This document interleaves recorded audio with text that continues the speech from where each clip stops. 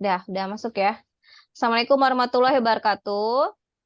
Waalaikumsalam Waalaikumsalam warahmatullahi warahmatullahi wabarakatuh. wabarakatuh. Oke, eh, baiklah, kami dari kelompok 1 akan membahas tentang ruang kolaborasi dan demonstrasi kontekstual, di mana materi akan kita bahas yaitu tentang pelaksanaan pembelajaran dan asesmen yang efektif. Namun sebelum kami memaparkan hasil diskusi kelompok kami, saya sebagai moderator Marlia Suci Ramadona dan saya akan memperkenalkan rekan-rekan kami. Yang pertama yaitu Febrianti, yang kedua Mahdiana Syarifijana, yang ketiga Sherly Noviantari, dan yang keempat Safitri Indah Pratiwi. Adapun materi yang akan kami bahas yaitu yang pertama tentang mencermati dan memilih capaian pembelajaran yang sesuai dengan jenjang sekolah di mana kami melaksanakan praktik pembelajaran. Dalam hal ini, karena tempat sekolah PPL kami yang ditugaskan itu adalah SMP, maka capaian pembelajaran pun kami sesuaikan yaitu capaian pembelajaran untuk tingkat SMP. Kemudian yang kedua yaitu menyusun rencana pembelajaran dan asesmen sesuai dengan pembelajaran paradigma baru dan manifestasi rencana pembelajaran dalam bentuk modul ajar. Akan kami tampilkan juga bentuk modul ajar yang telah kami susun. Dan ketiga, menyiapkan asesmen. Asesmen di sini ada 3 jenis yaitu diagnostik, formatif, maupun sumatif yang efektif untuk mengukur hasil belajar peserta didik. Baiklah, untuk poin pertama, mencermati dan memilih capaian pembelajaran akan dijelaskan oleh rekan kami, yaitu Sherly Noviantari. Kepada Sherly, kami persilahkan. Baiklah, terima kasih untuk kesempatannya. Pada hari ini saya akan menjelaskan poin yang pertama, yaitu mencermati dan memilih capaian pembelajaran sesuai dengan jenjang sekolah. Nah, tadi kan sudah dijelaskan bahwa kelompok kami mengadakan PPL atau ber-PPL di SMP Negeri 15 Palembang. Jadi kami mencari capaian pembelajaran yang sesuai dengan jenjang SMP. Nah, dalam hal ini kami akan mengajarkan teks prosedur pada siswa kelas 7. Jadi, kami menentukan capaian pembelajaran yaitu pada akhir fase D, peserta didik mengkomunikasikan ide dan pengalaman mereka melalui paragraf sederhana dan terstruktur, menunjukkan perkembangan dalam penggunaan kosakata spesifik dan struktur kalimat sederhana, menggunakan contoh, membuat perencanaan, menulis, dan menyajikan teks informasi, imajinasi, dan persuasi dengan menggunakan kalimat sederhana dan majemuk untuk menyusun argumen dan menjelaskan atau mempertahankan suatu pendapat. Nah, setelah membuat capaian, maka kami akan beralih kepada poin yang kedua, yaitu menyusun rencana pembelajaran dan asesmen sesuai dengan pembelajaran paradigma baru dan manifestasi rencana pembelajaran. Nah, kita tahu bahwa dalam pembelajaran paradigma baru itu pembelajarannya berpusat kepada peserta didik dan menggunakan kurikulum merdeka. Jadi dalam hal ini kami akan membuat suatu modul ajar yang cocok untuk menerapkan teks prosedur pada siswa kelas 7 di SMP 15 Palembang. Adapun hal-hal yang ada atau yang terdapat dalam modul ajar, yang pertama yaitu identitas. Identitas sekolah, ya, di mana di situ terdapat mata pelajaran, bahasa Inggris, fase, alokasi waktu, model pembelajaran, dan target pembelajaran. Untuk poin selanjutnya yaitu dalam modul ajar terdapat capaian pembelajaran atau CP, seperti yang tadi saya jelaskan. Kemudian ada tujuan pembelajaran, terus sarana prasarana dan alur tujuan pembelajaran atau kegiatan-kegiatan yang akan kita lakukan dalam suatu pembelajaran. Nah, dalam modul ajar ini dijelaskan bagaimana siswa bisa bisa mendapatkan pelajaran mengenai teks prosedur. Di sini nanti dijelaskan mengenai langkah-langkah baik dari langkah kegiatan awal, kegiatan inti, dan kegiatan penutup. Nah, setelah itu nanti di akhir pembelajaran akan diadakan asesmen yang akan dijelaskan oleh teman saya. Mungkin itu saja. Oke, selanjutnya untuk melengkapi assessment, adapun 3 jenis assessment yaitu diagnostik, formatif, dan sumatif. Yang pertama akan dijelaskan oleh Mahdiana tentang assessment diagnostik sebagai pendukung dari pembelajaran yang efektif. Kepada Saudara Mahdiana kami persilahkan. Baik, terima kasih untuk kesempatannya.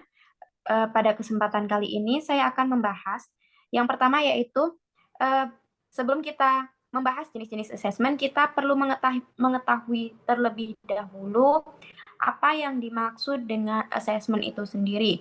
Jadi, assessment atau yang sering disebut juga dengan penilaian dapat diartikan sebagai suatu penerapan atau penggunaan dalam berbagai cara dan alat guna mendapatkan serangkaian informasi mengenai hasil dari pembelajaran serta pencapaian kompetensi dari peserta didik.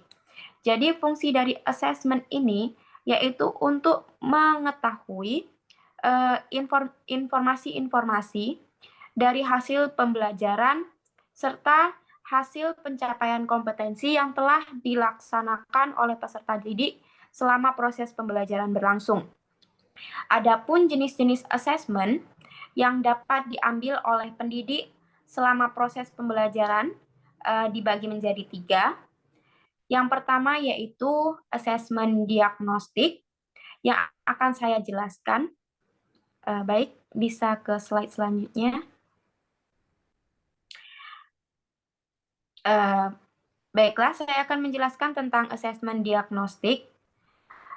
Adapun assessment diagnostik adalah merupakan assessment yang dilakukan guru di awal pembelajaran untuk melihat kompetensi dan memonitor perkembangan belajar peserta didik dari aspek kognitif maupun non-kognitif. Nah, hasil dari assessment diagnostik ini digunakan untuk memetakan kebutuhan belajar sehingga guru dapat menentukan strategi pembelajaran yang tepat sesuai dengan kondisi peserta didiknya.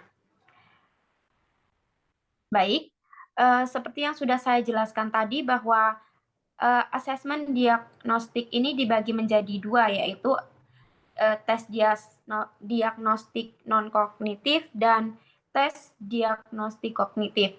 Adapun tujuan dari tes diagnostik non-kognitif yaitu ada 5. Yang pertama yaitu untuk mengetahui kesehatan psikologi dan sosial emosi dari peserta didik. Jadi sebelum memulai pembelajaran, kita perlu mengetahui apakah kesehatan psikologi dan sosial dari peserta didik itu sudah baik atau belum, ataukah ada masalah atau tidak. Lalu yang kedua, mengetahui aktivitas selama belajar di rumah. Fungsinya yaitu supaya kita mengetahui bagaimana kebiasaan peserta didik belajar di rumah, lalu apa saja yang peserta didik sukai, dan lain sebagainya. Yang ketiga yaitu mengetahui situasi dan kondisi keluarga peserta didik. Fungsi dari mengetahui kondisi dan situasi keluarga peserta didik yaitu untuk mengetahui bagaimana peserta didik itu selama di rumah, bagaimana keluarganya, karena itu akan mempengaruhi pembelajaran peserta didik di sekolah.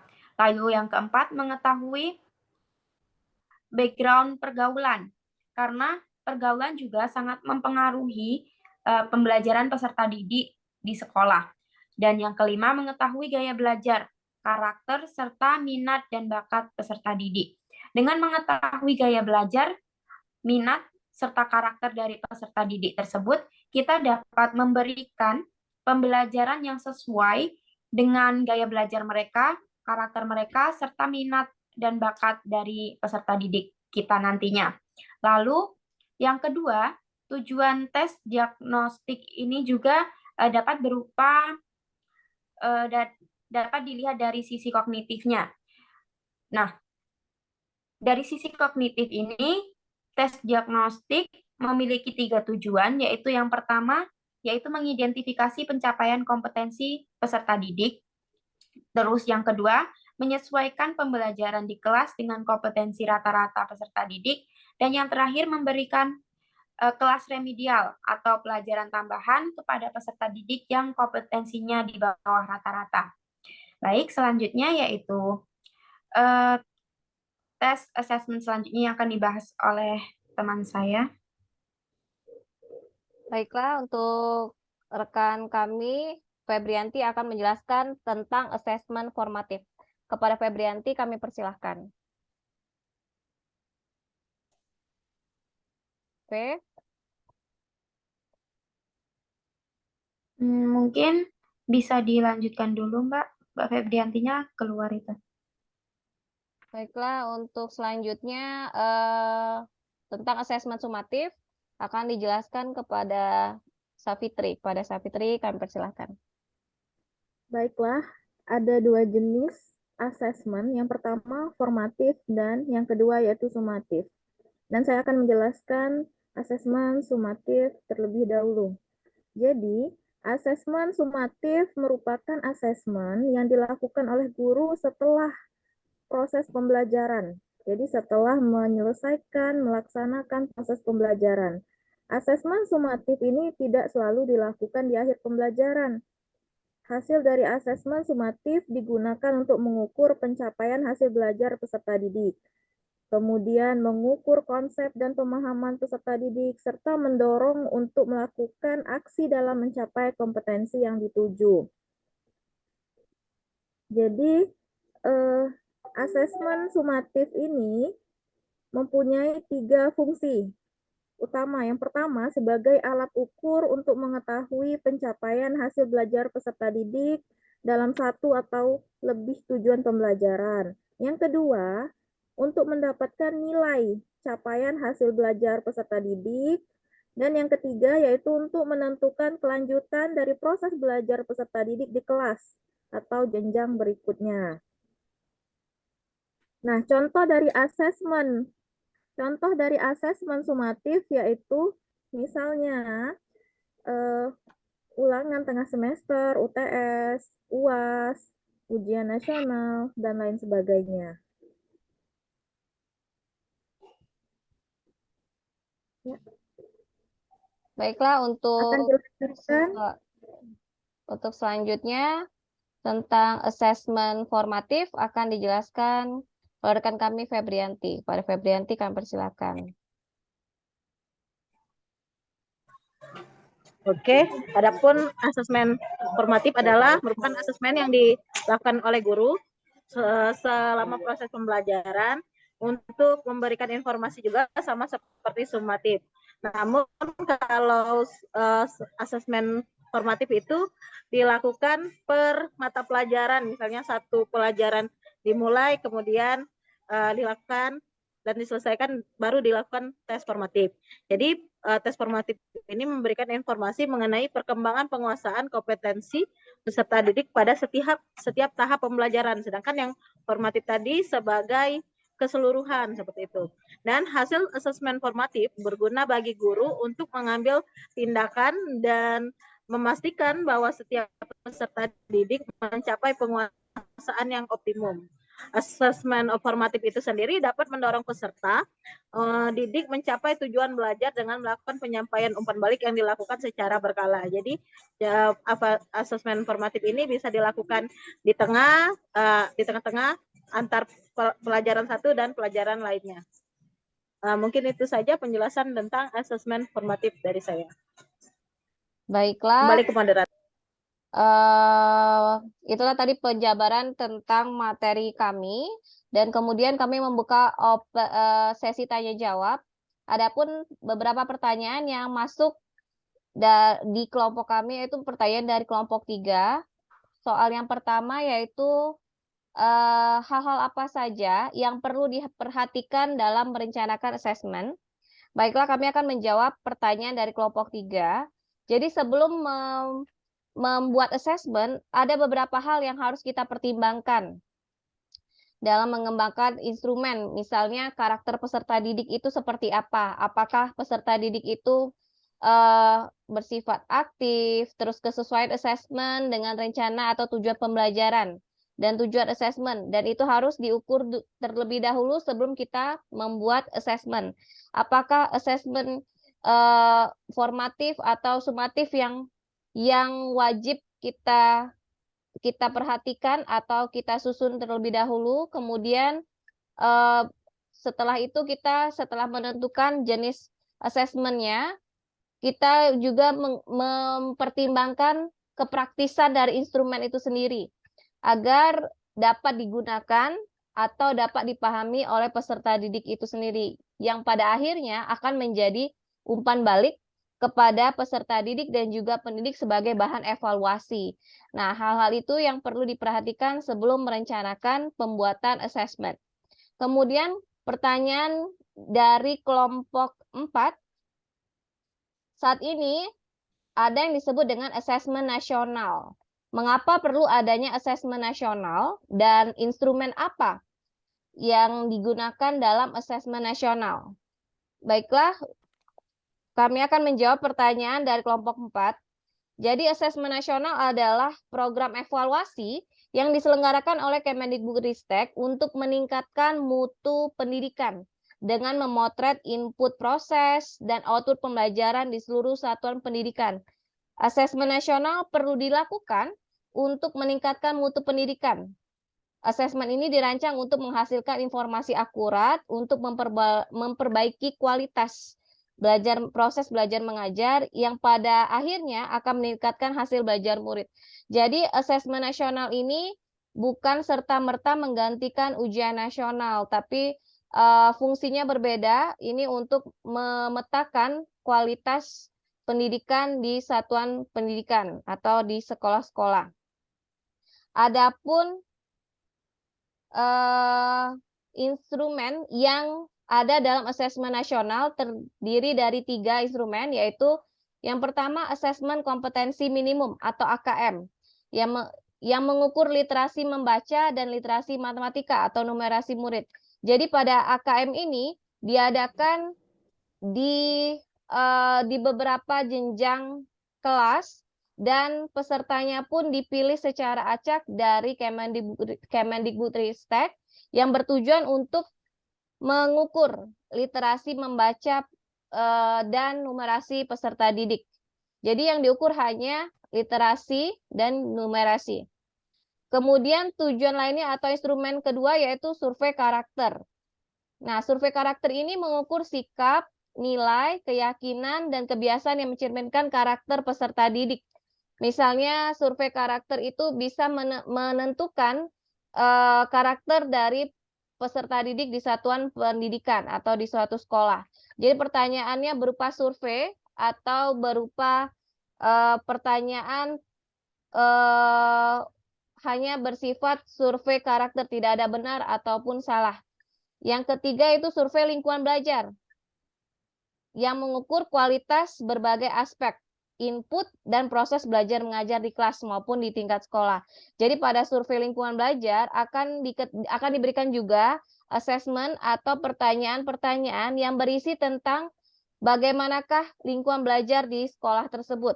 Dan itu akan dijawab oleh peserta didik yang akan mengikuti asesmen nasional ini, yang pada akhirnya akan menjadi bahan evaluasi semua pihak, stakeholders, dan juga peserta didik itu sendiri, apakah tujuan pembelajarannya yang telah diterapkan oleh sekolah maupun pemerintah telah tercapai. Yang kemudian hal-hal tersebut akan menjadi acuan atau evaluasi tentang mutu pendidikan di suatu daerah atau di suatu sekolah. Nah, begitulah kira-kira jawaban dari pertanyaan kelompok yang telah menanyakan yang masuk ke kelompok kami. Baiklah, saya ingin menambahkan sedikit. Ya. Jadi ada hal yang menarik di sini, yaitu poin yang pertama, asesmen AKM. Kenapa hanya mengukur literasi membaca dan literasi matematika atau numerasi? Hal ini didasarkan kebutuhan di abad ke-21 ini ya, karena pendidikan menuntut peserta didik itu memiliki keterampilan 5C. Yang pertama yaitu creative thinking atau berpikir kreatif. Dan yang kedua yaitu critical thinking and problem solving, pemecahan masalah. Yang selanjutnya communication atau kemampuan berkomunikasi. Yang keempat kemampuan berkolaborasi atau collaboration. Dan yang terakhir yaitu computational thinking. Nah, dari skill yang diperlukan di abad ke-21 ini, 5 skill ini dapat diukur melalui asesmen AKM ini. Jadi itulah alasannya mengapa pemerintah mengadakan asesmen AKM yang mengukur literasi membaca dan literasi matematika. Mungkin teman-teman lain ada yang ingin menanggapi dari pertanyaan kelompok sebelah yang bagus sekali ini ya.